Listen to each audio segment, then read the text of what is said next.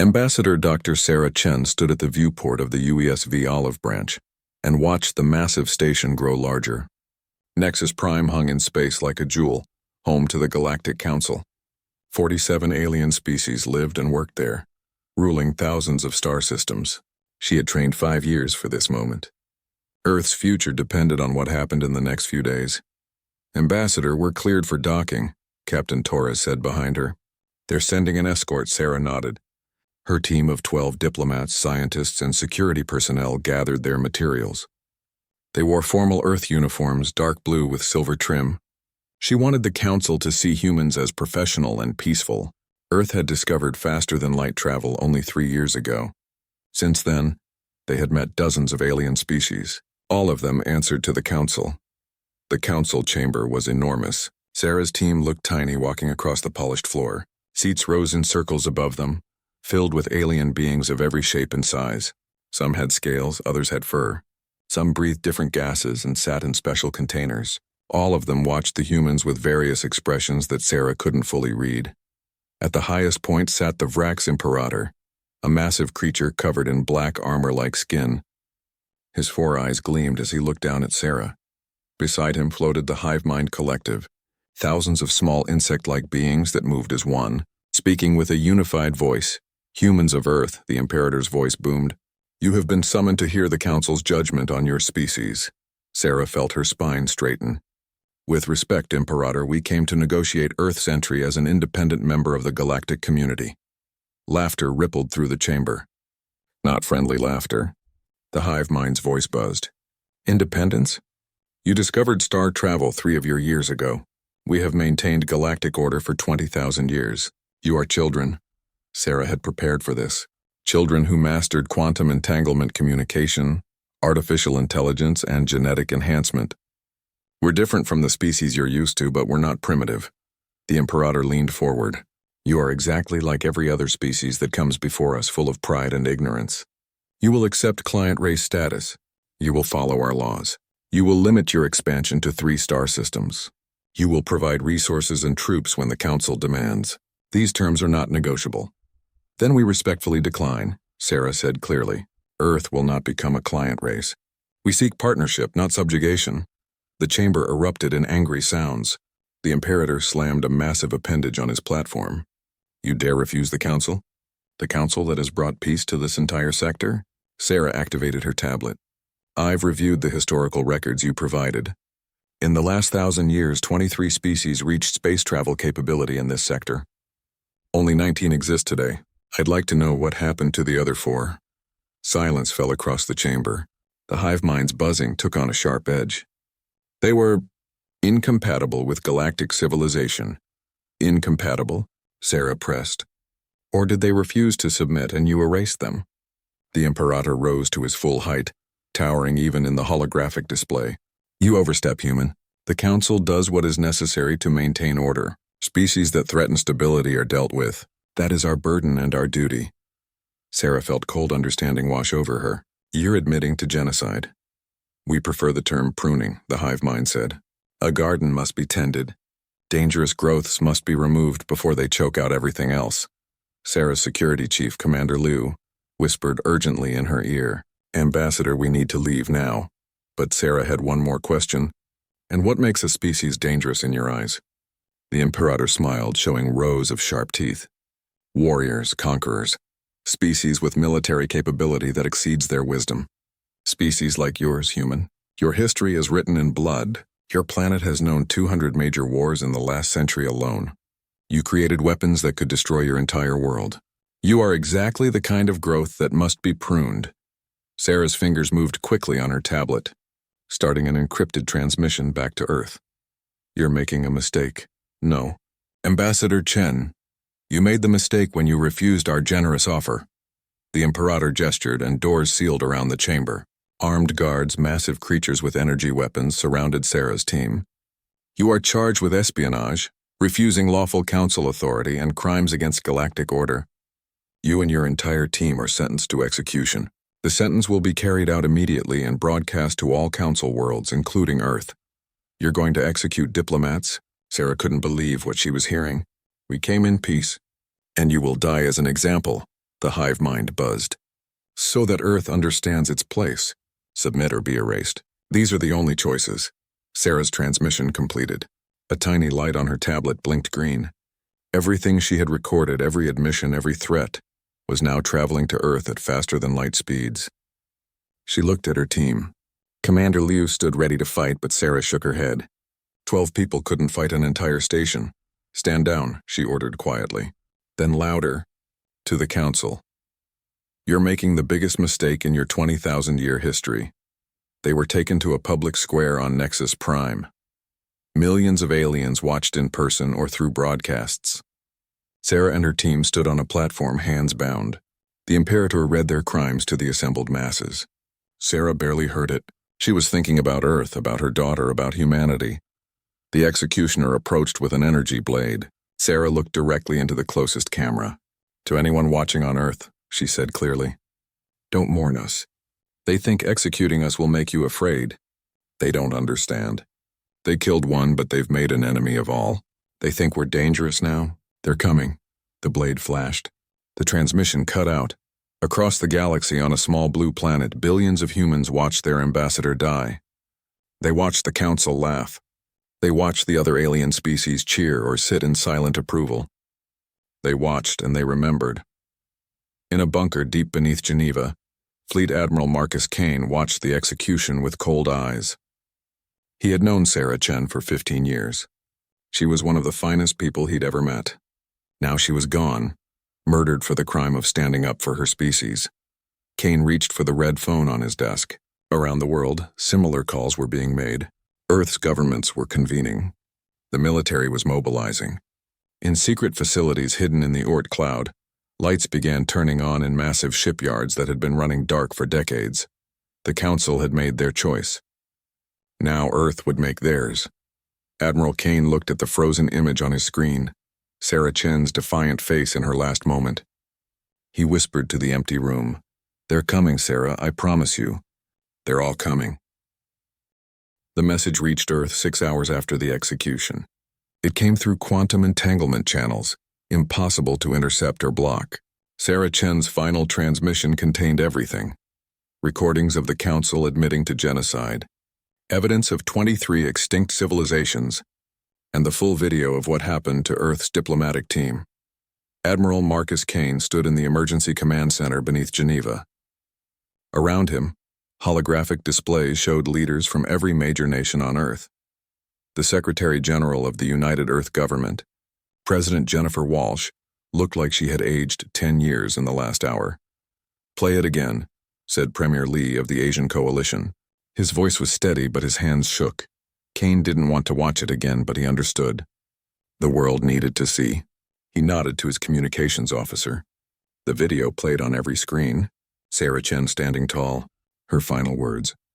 The blade falling. The council's laughter. President Walsh spoke first. "Fleet Admiral Kane, you said we had options. Tell us." Kane had been preparing for this conversation his entire career. He pulled up classified files, 30 years of secret development programs. Since the Cold War ended, every nation has wondered what would happen if we met hostile aliens. We prepared. We built things. We hid things. Now it's time to use them. The holographic displays changed, showing massive structures floating in the darkness beyond Pluto. Ships. Hundreds of them. They looked nothing like the Olive Branch, which had been designed to look peaceful and friendly. These ships looked like what they were, weapons. The Ghost Fleet, Kane said quietly. 500 capital ships, 2,000 support vessels, 3,000 autonomous attack drones. Built in secret over 3 decades using resources from asteroid mining, powered by fusion reactors that can run for 50 years without refueling, armed with weapons the Council banned 10,000 years ago. Chancellor Schmidt of the European Federation leaned forward. Banned weapons? Kinetic kill vehicles, relativistic missiles, quantum torpedoes, AI-guided warfare, chemical and biological agents, nuclear weapons in massive quantities. The Council banned them because they're too effective, too destructive. They prefer energy weapons and projectiles that follow their rules of war. Kane's expression hardened.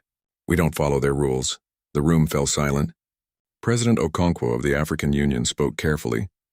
"You're talking about total war. I'm talking about survival, Kane corrected.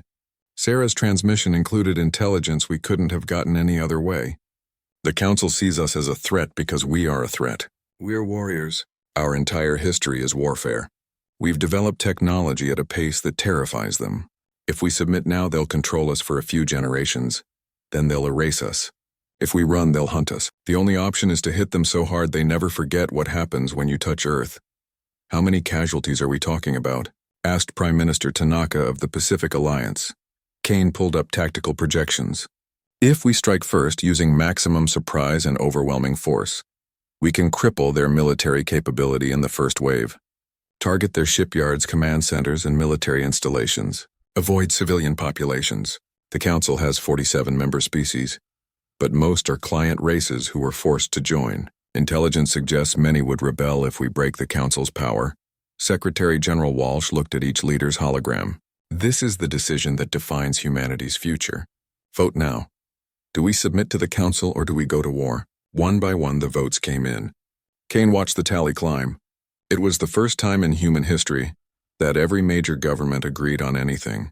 The final vote was unanimous. Walsh turned back to Kane.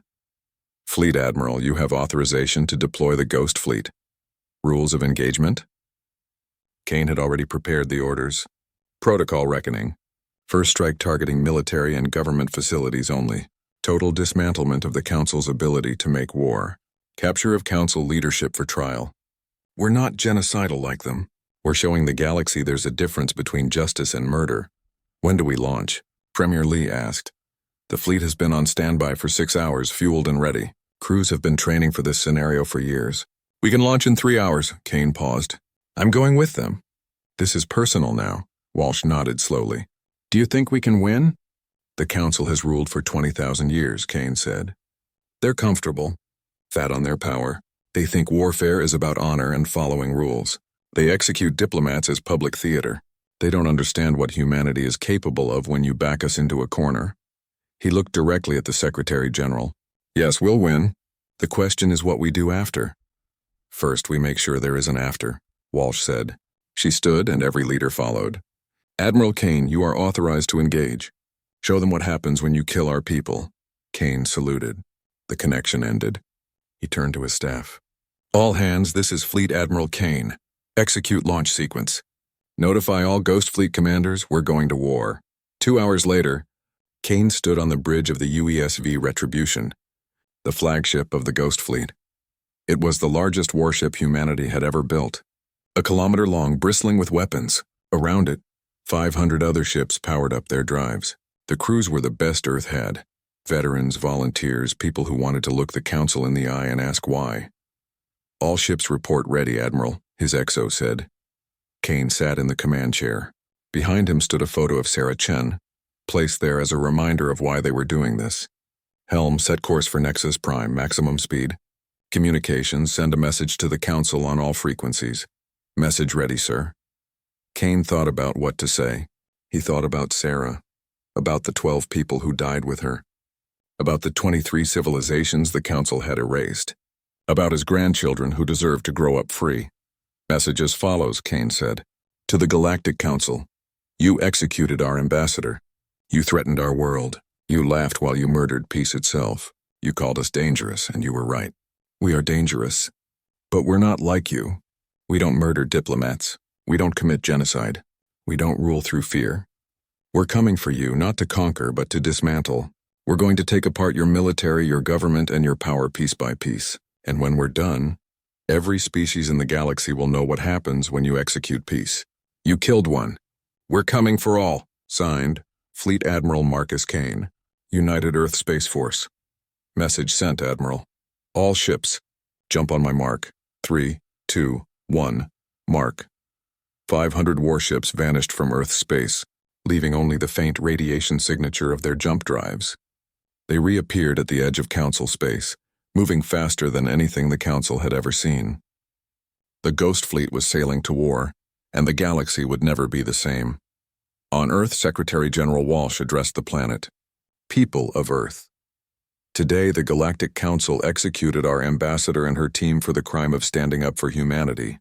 Today we go to war, not for conquest, not for revenge, but to ensure that no one ever makes the mistake of thinking humans are weak. Stand together, be strong, and trust that our people will return victorious.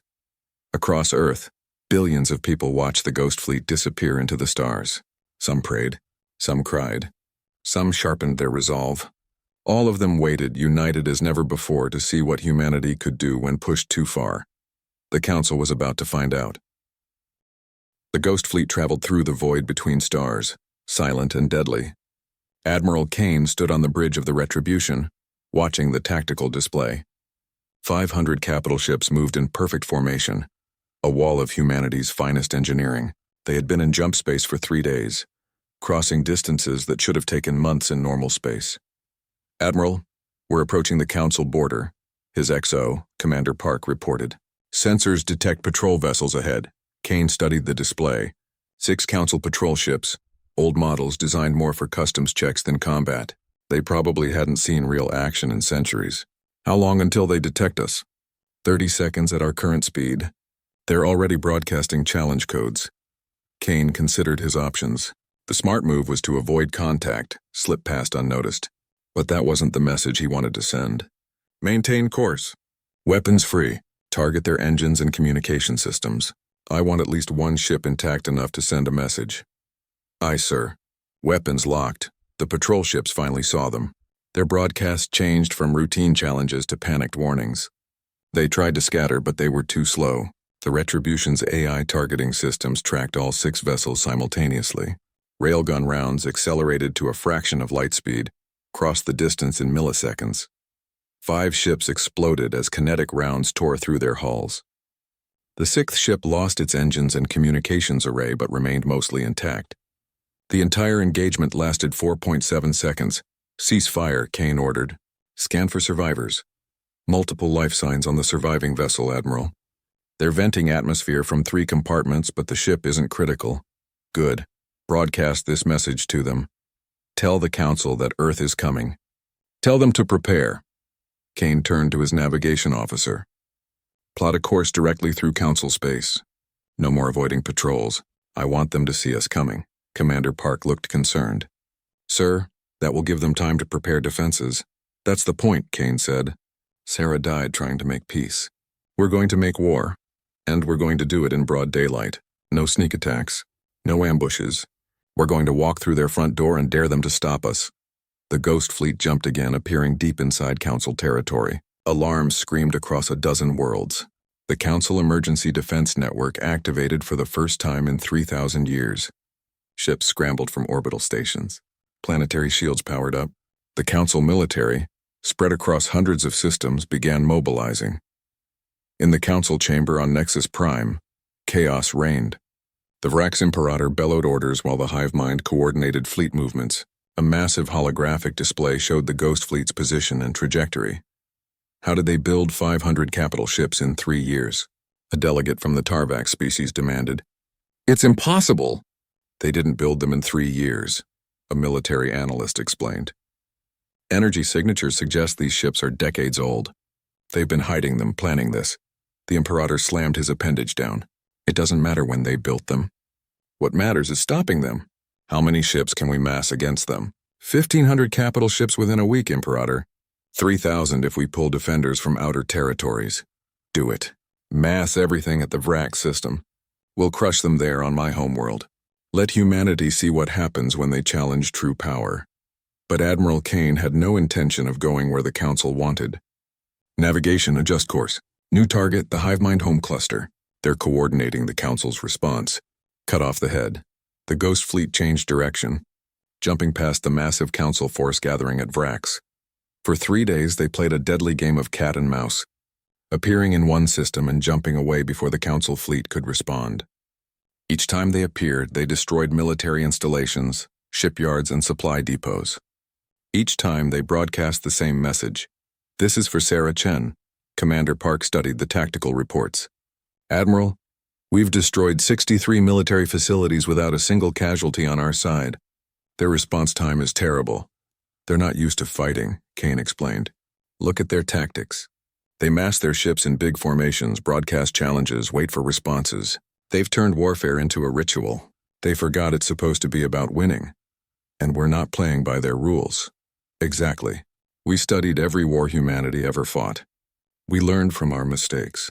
We built AI that can coordinate attacks across multiple light years simultaneously. We use weapons they banned because they're too effective. They spent 20,000 years making war civilized. We're showing them what uncivilized war looks like.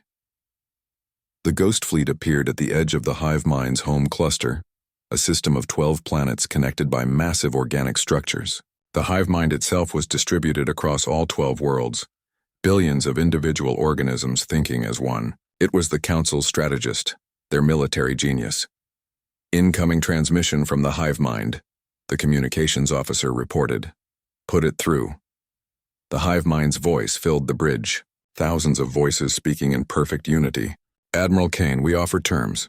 Cease your aggression. We will grant Earth independent status, full membership rights, reparations for Ambassador Chen's death. Kane almost laughed. You killed her 4 days ago. Now you want to negotiate? We underestimated humanity. We acknowledge our error. There is no need for further bloodshed. You're right about one thing. You did underestimate us. Kane gestured to his weapons officer. But there's every need for further bloodshed. You murdered diplomats. You committed genocide. You threatened Earth. Terms are for equals. You're not our equals anymore. Then you leave us no choice but to defend ourselves. Finally, Kane said, an honest response. The hive mind cluster's defenses activated. Thousands of defense platforms, hundreds of ships, energy shields that could withstand star-level bombardment. It was the most heavily defended location in Council space. Kane studied the defenses with a predator's eye. Here's the thing about AI warfare, he said to his crew. You don't need to be stronger than the enemy. You need to be smarter. Communications. Release the swarm. From the Ghost Fleet's carriers, 3,000 autonomous attack drones launched. Each one was smaller than a fighter, guided by quantum-entangled AI that could make decisions faster than any organic mind. They scattered in seemingly random patterns. The hive mind's defenses tracked them, energy weapons firing. Hundreds of drones died, but for every drone destroyed, 10 more slipped through. They found weak points, gaps in the shields, moments when platforms reloaded. They shared information instantly, learning and adapting. Swarm is at 60% penetration, Park reported. Loss is acceptable. Kane watched the tactical display like a chess master watching his pieces move. All ships prepare kinetic bombardment. Target coordinates uploading now. Fire when the swarm breaches. The drones reached critical facilities, power generators, shield emitters, command centers. They detonated simultaneously. For 3 seconds, gaps appeared in the hive mind's defenses. Fire, Kane said quietly. The Ghost Fleet fired as one. Not energy weapons that the shields could absorb. Kinetic rounds. Chunks of metal accelerated to relativistic speeds, carrying the energy of small nuclear bombs in simple mass and velocity. They punched through the weakened shields like paper. 12 planets shook as military installations vaporized. The organic structures connecting them burned. The hive mind's voice on the channel became chaotic, multiple voices speaking at once, unity breaking down. Cease fire, Kane ordered. That's enough. The bombardment stopped. The hive mind's home cluster still existed, but its military capability was gone. More importantly, something else was gone too. Kane could hear it in the chaotic transmissions. The hive mind's perfect unity was broken. Fear had entered its collective consciousness. Broadcast to all council worlds, Kane said.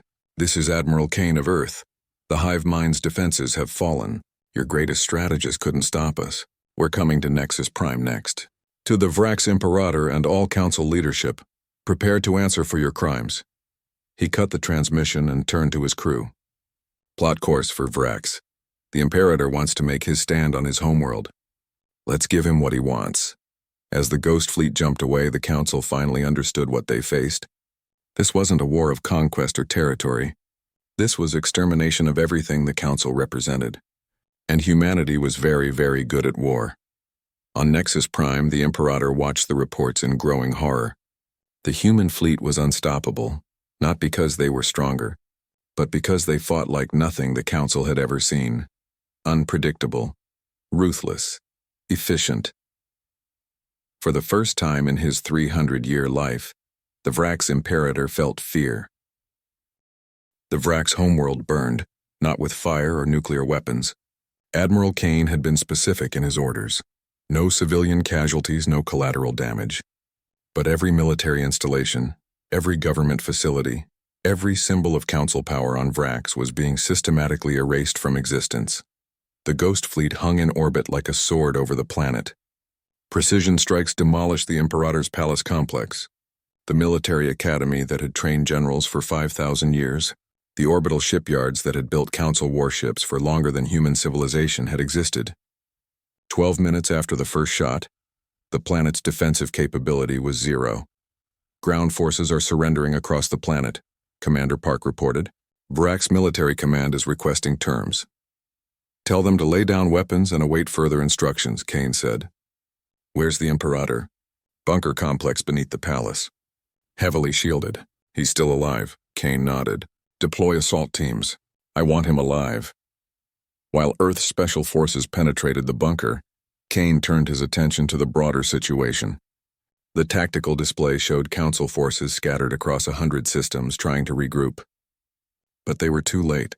The Ghost Fleet had already broken the council's spine. Admiral, we're receiving surrender requests from 15 council species, the communications officer said. They're claiming they were forced into council membership. Kane wasn't surprised. Sarah's intelligence had predicted this. Accept surrenders from any species that can prove they were client races. Put them in contact with our diplomatic corps. The ones who joined willingly can wait. Sir, the Tarvax Confederacy is asking for negotiations. They want to switch sides. Tell them we're not taking sides. We're taking down the council. After that, every species can govern themselves. An alert chimed. Admiral, assault team has breached the bunker. The Imperator is in custody. Bring him to the retribution. I want to look him in the eye. 20 minutes later, the Vrax Imperator was escorted onto the bridge in restraints. He was massive, easily 3 meters tall, but he looked smaller somehow, diminished. His 4 eyes darted around, seeing the human crew working efficiently, seeing the tactical display showing his homeworld occupied. Kane stood from his command chair and walked over. He had to look up to meet the Imperator's gaze. Do you know why you lost? The Imperator's voice was hoarse. You had superior numbers. Better weapons. You cheated. No, Kane said quietly. We lost people we loved and we didn't forget. You killed Sarah Chen and thought it would make us afraid. You don't understand humans very well. What do you want? Tribute? Territory? We can negotiate. We want you to stand trial for genocide. Kane interrupted. You admitted to erasing 23 civilizations. That's not something you negotiate away. I am the Imperator. You're a war criminal, Kane said flatly. Take him to the brig. Standard detention protocols. As guards led the Imperator away, Park approached with new reports. Sir, we're getting interesting intelligence from captured council databases. Dozens of species have been waiting for someone to challenge council authority. Some are already in open rebellion. Kane studied the data. Across council space, client races were rising up. Some attacked their council overseers. Others simply declared independence. The council's 20,000-year grip on power was dissolving in days. What's the status of the council military? Fragmenting. Some species are pulling their ships back to defend homeworlds. Others are trying to mass for a counterattack.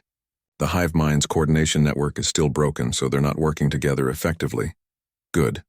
That makes our job easier. Communications. Broadcast to all remaining council military forces. Channel open, sir.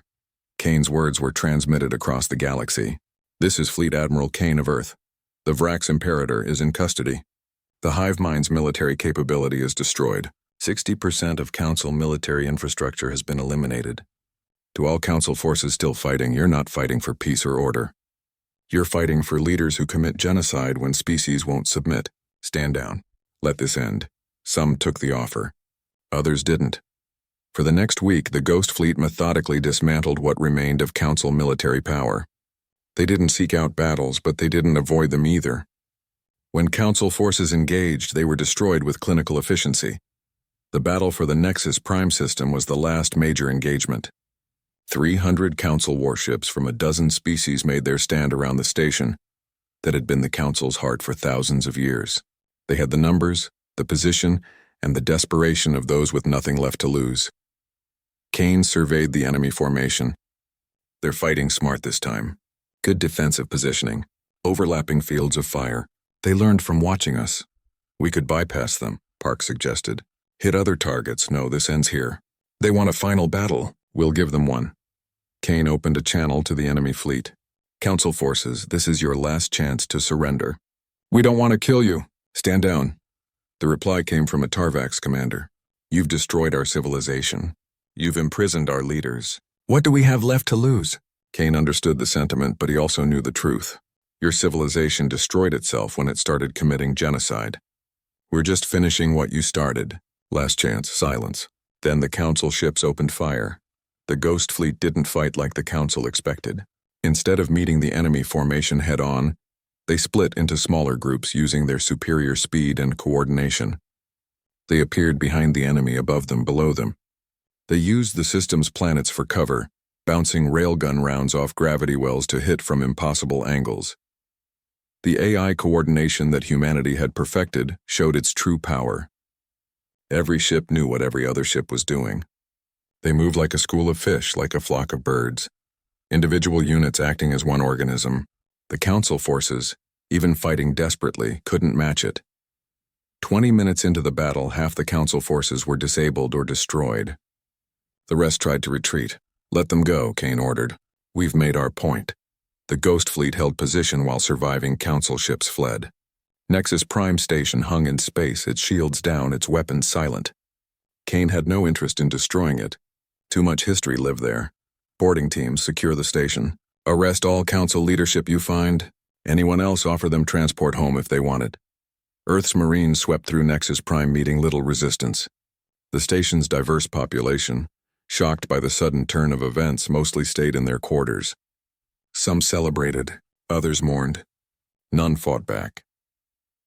In the Council chamber where Sarah Chen had been sentenced to death, Kane found the remaining Council leaders. Some had fled. Most stayed, whether from duty or shock. They looked at the human admiral with expressions ranging from fear to resignation. The hive mind, still disunited and confused, spoke first. You've won, Admiral. What happens now? Kane looked around the chamber, thinking of Sarah standing in this same spot. Now you answer for what you've done. We're establishing tribunals. You'll be charged with genocide, crimes against sapient species, and murder of diplomats. You'll have fair trials, which is more than you gave your victims. And if we're found guilty, a Council delegate asked, then you'll be punished according to the law, not executed. We're not like you, but you'll never hold power again. A Vrax delegate, one who had laughed during Sarah's execution, spoke up. You speak of law, but you've destroyed our military, occupied our worlds, imprisoned our leaders. How is that lawful? Kane walked to where Sarah had stood. You declared us criminals and executed us. We declared you war criminals and defeated you. The difference is, we're giving you trials instead of executions. We're building courts instead of mass graves. We're offering your client races freedom instead of continued servitude. He looked directly at the delegate. You called us dangerous. You were right. But dangerous doesn't mean evil. It means capable. We're capable of terrible things, but we choose to be better. What about our people? Our worlds? Another delegate asked. Your people will be fine. We're not occupying anyone. Once your military is disbanded and war crimes trials are complete, every species can govern themselves. Build whatever civilization you want. Just don't threaten others and don't commit genocide. The galaxy needs order, the hive mind insisted. Without the Council, there will be chaos. Kane shook his head. The galaxy needs justice, not order imposed by fear. If species want to form alliances, trade agreements, mutual defense pacts, that's fine. But no more client races, no more forced membership, no more erasing civilizations that won't submit. He turned to leave, then paused. One more thing. We're building a memorial here, on this station, for Sarah Chen and the 23 civilizations you erased, so no one forgets what happens when power becomes tyranny. As Kane walked out of the Council chamber, Commander Park fell into step beside him. Sir, we're getting reports from across the galaxy. The client races are declaring independence. Some are asking for Earth's protection. Tell them we'll help defend against aggression, but we won't rule them. We didn't fight this war to become the next Council. What did we fight for, sir? Kane thought of Sarah, of the 12 people who died with her, of his grandchildren back on Earth. We fought so that no one ever makes the mistake of thinking peace is weakness. 3 months after the first shot was fired, the war was over. The Ghost Fleet had accomplished what seemed impossible. The complete dismantling of a 20,000-year-old galactic power in 90 days. Historians would call it the shortest, most decisive war in known galactic history. Now came the harder part. Justice. Admiral Kane stood in the converted council chamber on Nexus Prime. The circular room where Sarah Chen had been sentenced to death was now a courtroom, where council leaders once sat in judgment. International judges from Earth now presided. Where aliens once cheered executions, a gallery filled with survivors from client races watched silently. The tribunals had been running for 2 weeks. Every major council leader faced charges. The proceedings were broadcast to every inhabited world in the sector. Kane insisted on transparency. The galaxy needed to see justice done properly. Today's defendant was the Vrax Imperator himself. He sat in a containment field, diminished without his palace and power. Prosecutors presented evidence. Recordings of council meetings where genocide was discussed casually. Orders to erase entire civilizations. Sarah's final transmission showing the execution order. The Imperator's defense argued he was following traditions that predated human civilization. The council maintained peace, his lawyer insisted. Sometimes harsh measures were necessary. The lead prosecutor, a severe woman named Judge Martinez, responded coldly. 23 civilizations erased, billions of lives ended. The defendant himself admitted these were prunings of species deemed too dangerous. This court does not recognize genocide as a legitimate tool of governance. The trial lasted 3 days. The evidence was overwhelming. When the verdict came, even the Imperator seemed relieved it was over. On all charges of genocide, crimes against sapient species, and murder of diplomats, guilty, Judge Martinez read. Sentence: life imprisonment in isolation to be served in a secured facility on a neutral world. The defendant will have access to historical records, so he may understand the full weight of his crimes. No possibility of parole. Similar verdicts followed for other council leaders. Not execution. Kane had been firm about that. Humanity would show the galaxy there was another way. But the punishments were severe. Those responsible would spend their remaining lives thinking about what they'd done. Commander Park found Kane standing at the memorial after one of the trials. A massive structure of black stone now stood in Nexus Prime's central plaza. 24 names were carved into it. Sarah Chen and her team, plus the names of the 23 erased civilizations. The Hivemind Collective was sentenced today, Park said. The court ordered them dispersed. Each individual organism will be placed on different worlds, forced to develop independent consciousness. They'll never think as one again, Kane nodded. It was a punishment that fit the crime. The Hivemind had erased individual civilizations. Now its own collective consciousness was being erased. How many tribunals are left? 47 more. Mid-level council officials, military commanders who committed atrocities, should be complete in another month. And the client races? How are they managing independence? Park pulled up a data pad. Mixed results. Some are thriving. The Tarvax established a democracy and are already reaching out to neighbors for trade. The Zilnoth restructured their entire society, thanking us for liberation. Others are struggling with internal conflicts now that council authority is gone. 3 species are in civil wars. Can we help? Our diplomatic corps is offering mediation services. No military intervention unless they request it, and it's to stop genuine atrocities. We're being careful not to become the new council. Kane appreciated that. The line between protector and tyrant was thin. What about the former council worlds themselves? The Vrax homeworld is in chaos. Their entire society was built around military service and council authority. Now both are gone. There's rioting in major cities. Some Vrax are calling for restoration of the Imperator.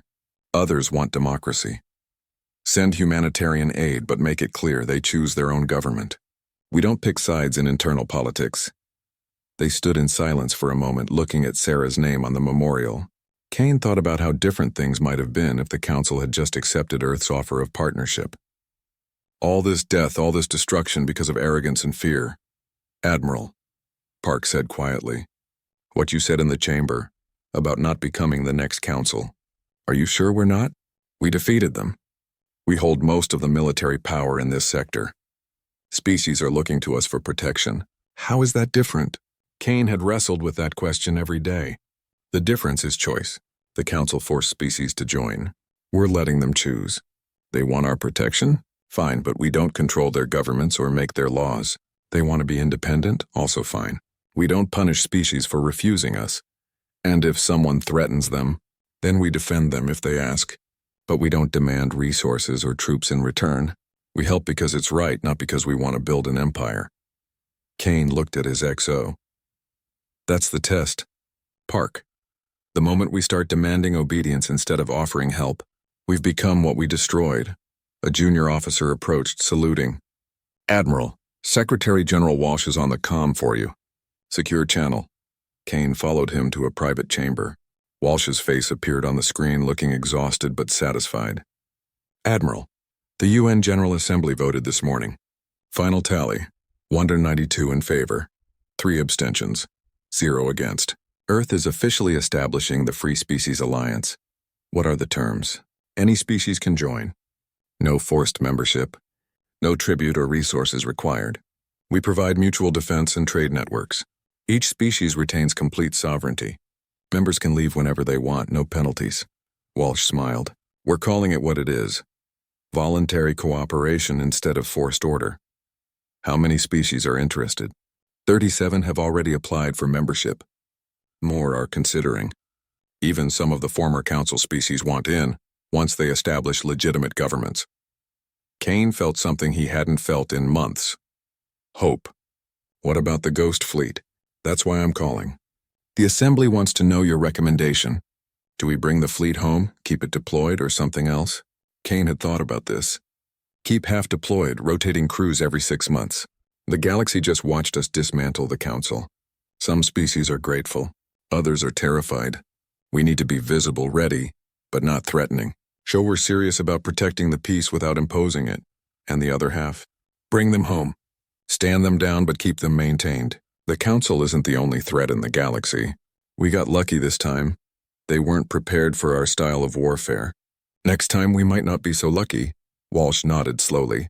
You're thinking long-term. I'm thinking Sarah's team died because the Council thought humans were weak. I want to make sure no one ever makes that mistake again. But I also don't want to become what we fought. Walking that line will be hard. Everything worth doing is hard, Kane said. What's the status on Earth? Celebrations have died down. People are proud but also processing what happened. We went from first contact to Galactic War in 3 years. There's some debate about whether we were too aggressive. Kane's expression hardened. They executed our diplomats on live broadcast. We responded with exactly the force necessary to ensure it never happens again. Anyone who thinks we were too aggressive didn't watch Sarah die. I agree, Admiral. But it's healthy that we're debating it.